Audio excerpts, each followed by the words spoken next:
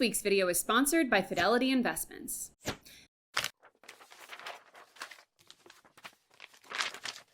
In March, when it was clear the coronavirus had moved from an international news story on our periphery to something that was going to upend all of our lives, the air in New York City changed overnight. All of a sudden, half the people I knew packed their bags to return to their childhood bedrooms to escape what was about to be the epicenter of the virus in the U.S. A few even escaped to a family member's or friend's second home, a privilege I didn't even know some of them had access to. Some have already made moves elsewhere, with no plans to return to New York in the next year or maybe ever. I stayed, both out of a lack of desire to stay with family for an undetermined amount of time and a general underestimate of what we were really up against. I didn't think that when my office went fully remote in March, we would still be in the same situation in September.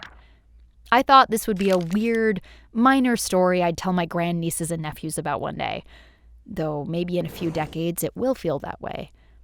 And as tough as the first few months were, I'm so glad I stuck it out. These past few months have solidified my love for New York more than ever, and I have no plans to leave. Here are just a few reasons why. Because what I love about New York City hasn't changed.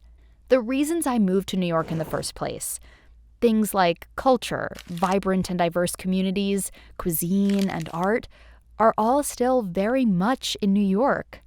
The city that I loved when I first moved here, where you can take an afternoon trip to a different borough or even different neighborhood and be completely taken out of your day-to-day life, is all around me.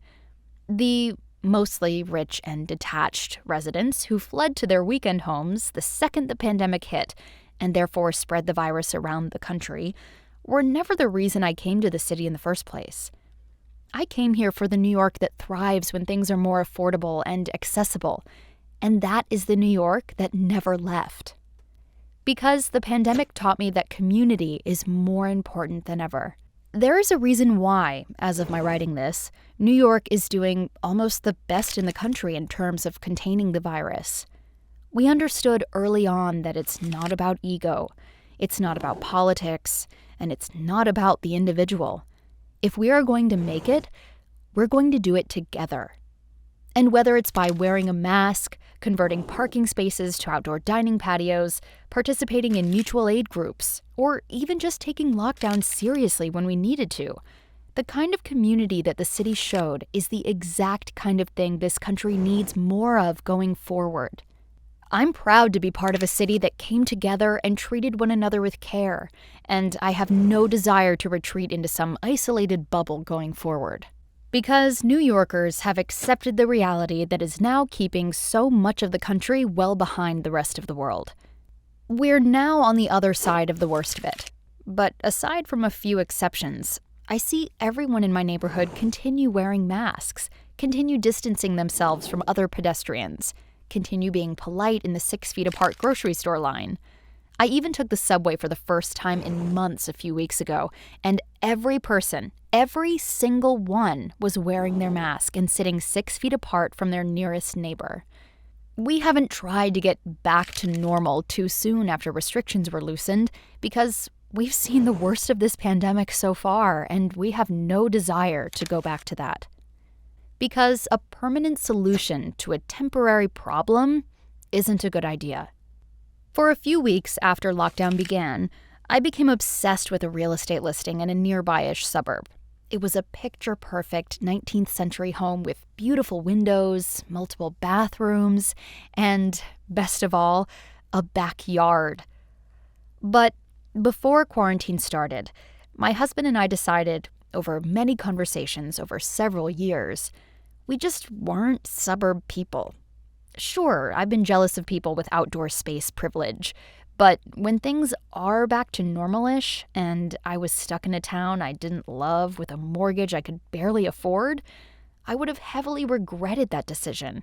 I'd rather stick it out in the adoptive home I do love, and maybe eventually try and move somewhere with a balcony.